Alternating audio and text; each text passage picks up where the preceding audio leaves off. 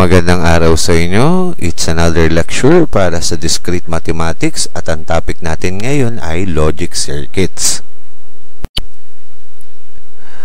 Okay, let's start. Ano bang logic circuit? Ang logic circuit ay mga arrangement ng mga logic gates na nagpe-perform ng mga logical operations na mga pinag-aralan nyo sa chapter 1 ninyo. So, ito yung mga logic gates na yan. Okay? So, kapag yan ay kinonekta mo to each other o in-interconnect mo sila sa bawat isa, ang tawag mo dun sa pinaka-outcome ng buong circuit na yun ay logic circuits. Okay? Mga combination siya ng mga logic gates. Itong mga example na yan na pag-aaralan ninyo maya-maya lang. Okay? So, ang trabaho nito ay mag-switch lang sa mga circuitry, mag-on and off lang siya ng mga signal. Yun lang ang trabaho ng kaya siya ni-incorporate sa mga circuitry. Okay? Okay, let's study the different types of logic gates. Ang una na dito ay AND gate. Itong symbol ng AND gate. Okay, yan. So, kapag may dalawang input ka at gumamit ka ng AND gate, ang pinaka-output ay ito. So, napag-aralan nyo na sa chapter 1 yan. Yung inverted na letter B ay AND ang symbol. Okay, so kaya P and Q. So, yan yung logic gates na equivalent ng AND mo dun sa proposition sa chapter 1. So, parehas pa din yung truth table niya. Okay, ang pinagkaiba nyo lang, ang mga value dito ay bits, yung 0, 1. Lahat ng 0 mo ay false ang katumbas niyan. Tapos lahat naman ng 1 mo ay true. So, binago mo lang dito, 0, 1 lang ang ginamit mong data dito sa truth table. Pero kaparehas lang din to ng table dun sa naunang chapter na pinag-aralan ninyo. Okay? So, yung P and Q na yan ay kaparehas lang din ng P.Q o multiplication yan. Ibig sabihin P.Q. So, para makuha mo yung pinaka-output niya, 0 times 0 is 0. Okay? 0 times 1 is 0. Okay? So, 1 times 0 is 0. And then 1 times 1 is 1. Kaya nabuo mo yung buong truth table na yon. Pero kung ayaw mo mag-anon, yung nakabisado mong truth table dun sa unang chapter, parehas lang din yun. Palitan mo lang lahat ng true ng 1, tas lahat ng false gawin mong 0. Okay? So, another definition naman ng AND gate mo. So, sabi niya dito, kung gusto mong mag-on yung pinaka circuit na yun, okay, dapat high yung pinaka-input mo para yung output din ay high. Ibig sabihin, kung 1 ang P mo, 1 din ang input ng Q mo, 1 din ang magiging output niya. Kapag naman 0, 0 naman ang naging input nito, 0 din ang magiging output niya. So, sabi natin, diba, ang 1 naka-on, tapos ang 0 off. Okay? So, kung gusto mo naka-on yan, dapat parehas na value ng P and Q mo, 1 parehas para mag-on siya. Okay? So, ito yun. Sa truth table mo makikita. Naka-on si P, naka-on din dapat yung Q mo, naka-on din yung output mo. So, kapag isa sa kanila ay naka-on, tapos naka-off yung isa, ibig sabihin, naka-off yung output nun. Okay? So, dun tayo sa pangalawang logic gates, which is the OR gate. Okay? Ito yung symbol niyan. Dun sa chapter 1 na pinag-aralan nyo, ang OR natin ay V na symbol, kaya P or Q to. So, ito yung pinaka-symbol ng logic gates ng OR. Okay? So, parehas lang din yan ng truth table. So, ang P or Q mo ay kaparehas lang din ng P plus Q kasi addition naman ang ginagawa niya. 0 plus 0, okay, ay 0. Tapos, 0 plus 1 is 1. Okay? 1 plus 0 is 1. And then, 1 plus 1 is 1. Hindi pwede maging 2. Okay? Kasi ang input lang naman sa bits natin ay 0, 1. So, ang 1 plus 1 ay 1 pa din. Okay? So, dito naman, sabi niya dito, para mag-on yung pinaka-circuit mo, dapat isa lang dun sa mga input ay naka-on. So, kunyari, naka-on si P, naka-1 to, tas naka-off naman yung Q mo, ang output pa rin nito ay 1. So, naka-on siya.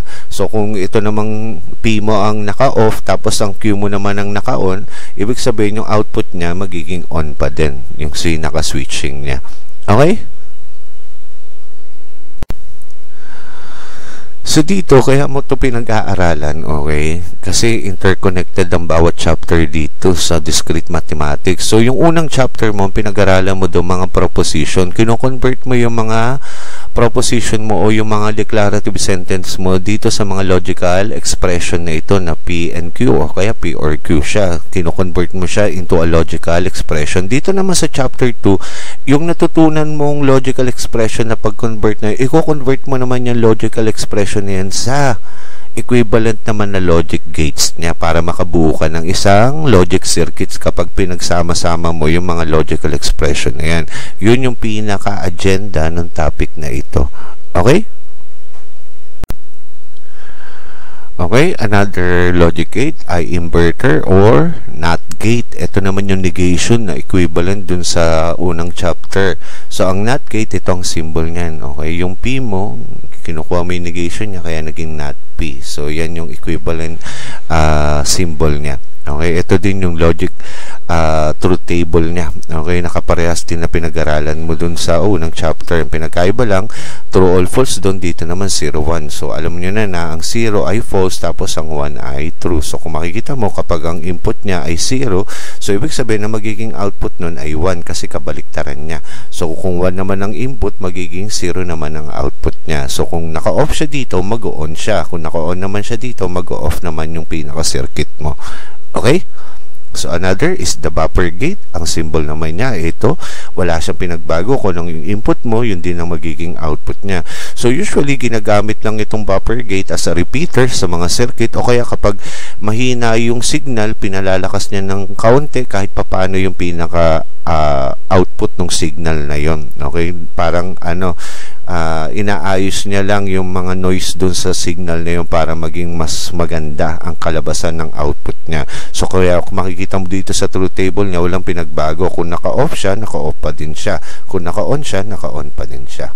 Okay? So, yun yung gamit ng buffer gate. So, ini-incorporate lang yan sa mga logic circuits para to repeat the signal at the same time para i-amplify yung mga mahihinang signal. Okay?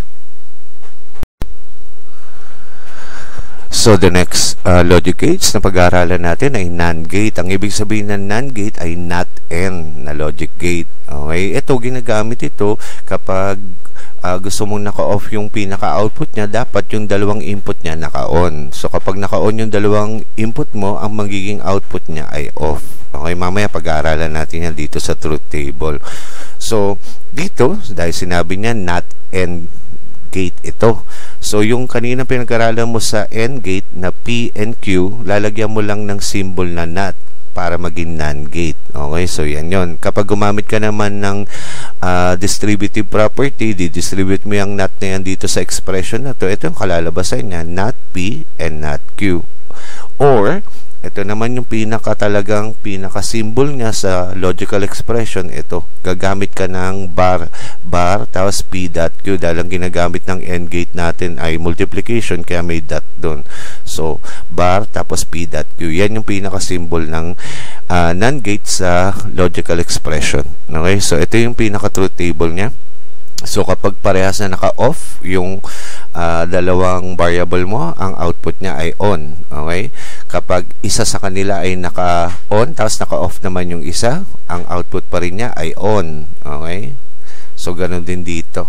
Okay? So, nag-off lang siya kapag parehas na input mo ay naka-on. So, mag-off siya doon. So, kapag kunaring parehas naka-off yung input mo, ang output niya naka-on siya. Okay? So, yun yung NAND gate mo. Okay?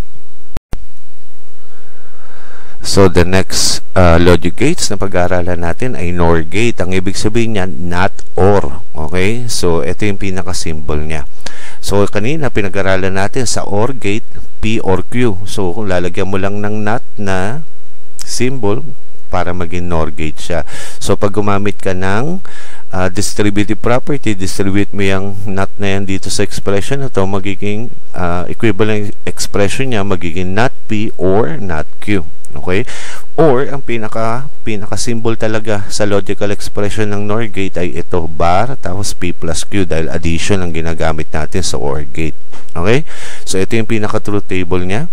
Nag-on lang ang pinaka-NOR gate mo kapag dalawang input niya ay parehas na naka-off. O, yan. Pag parehas naka-off sila, mag-on siya. So, kapag parehas naka-on naman, ang input mo, ang output niya ay off. So kapag isa sa kanila ay naka-on at yung isa ay naka-off, lahat ng output nun ay naka-off. Yan, ito naman yon. Isa lang yung naka-on, tas isa naka-off. Lahat ng output nun ay off. Okay? So, the next logic gate sa pag-aaralan natin ay XOR o ang basa dyan ay exclusive OR gate. Okay, ito yung symbol niya. Yan. At ang logical expression na equivalent ng XOR ay ito. P, tapos yung bilog na may plus sa gitna, tas Q. Okay? Another expression na equivalent yan ay not P or Q and P or not Q. So, ito, yung buong expression na yan ay kaparehas lang din nito. Okay, yan. So, dito, sa truth table niya, pag gumamit ka ng XOR na gate, okay, nag-on lang siya kapag isa sa mga input niya ay naka-on. Okay, so, ito yon. Oh, naka-off, tas naka-on, mag-on yung output. Naka-on yung isa, naka-off yung isa, so mag-on siya. Pero kapag parehas na naka-off yun, off yung pinaka-output niya.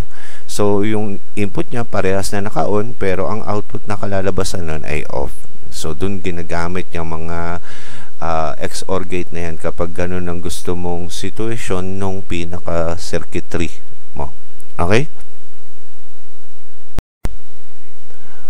So, the last logic gates na pag-aaralan natin ay XNOR o exclusive NOR gate. Ito ay kabaliktaran ng XOR gate mo. Okay? So, ito yung symbol niya. Yan.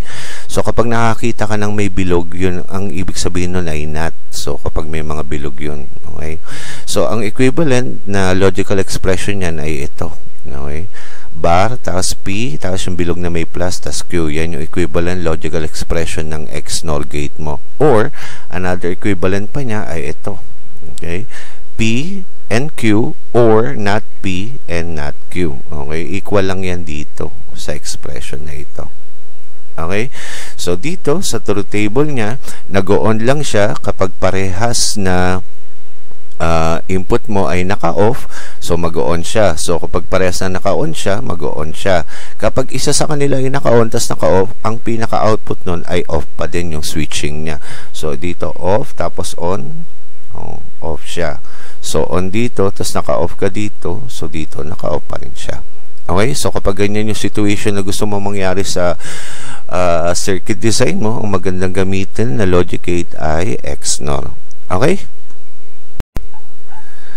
Okay, let's have an example para maintindihan mo yung mga pinag-aralan natin kanina. So, sa example number 1, draw the equivalent logic circuits for the given Boolean expression P and not Q or not R. Okay, so kailangan ilagay mo yung pinaka-equivalent na logic circuit design na equivalent nitong Boolean expressions na ito. Okay, so unahin muna natin ito. Ito, yan. So, gumagamit ka ng logical connectives dyan na N. So, ibig sabihin, gagamit ka ng N gate. Ito, yan. O, yan. Yung N gate. Ang input ng N gate mo daw, isang P at saka isang not Q. Kaya, dito, yung unang input mo para sa N gate mo ay P. Eh, diba, sabi niya, yung isa pang input niya ay not Q. Okay? So, para maging not Q yan, yung Q na input mo, gagamit ka ng inverter para maging not Q siya. So, kaya, ito yung kinalabasan, no? Nung nilagyan mo siya ng inverter, yung Q mo, pagpasok dyan sa inverter na yan, magiging not Q siya. So, ito na yung magiging input niya, P at saka not Q. Tapos, ang magiging output niya, okay, itong expression na ito. Okay? So, sabi niya, diba may OR yan, or not R. Ibig sabihin, OR naman ang gagamitin mong gate. Okay, ito yon yung OR gate mo. Sabi niya, ang unang input ng OR gate mo, okay, ibahin natin yung color. Ang unang input ng OR gate mo ay itong expression na ito. Yan, yan. Ano sa yung color blue? Ayan. Ito, yan. Yang pinaka unang input para dun sa OR gate mo. So, yung kinalabasan na output ng N gate mo, okay, yan, iko-connecta mo yan dun sa input para dun sa OR gate mo. Kasi yun yung unang input niya. Tapos, yung pangalawang input naman ng OR gate mo ay not R. So, ang mangyari, may input kang R, magdodrawing ka ng inverter para maging not R siya. Tapos, kukonekta yan dun sa pinaka input ng pinaka-OR gate mo para paglabas niyan, ang pinaka-output mo, yung buong expression na yun, ito na yun. Okay? Okay, let's have an example. Sa number 2, for the given logic circuits, determine the equivalent Boolean expression. So, ito yung given na logic circuits mo. Okay.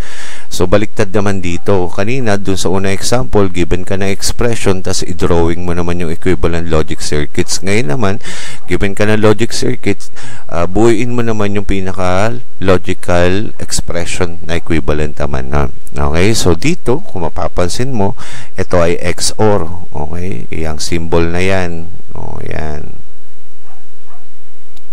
Yan yung may plus sa gitna. Pag binalikan mo yung lecture mo,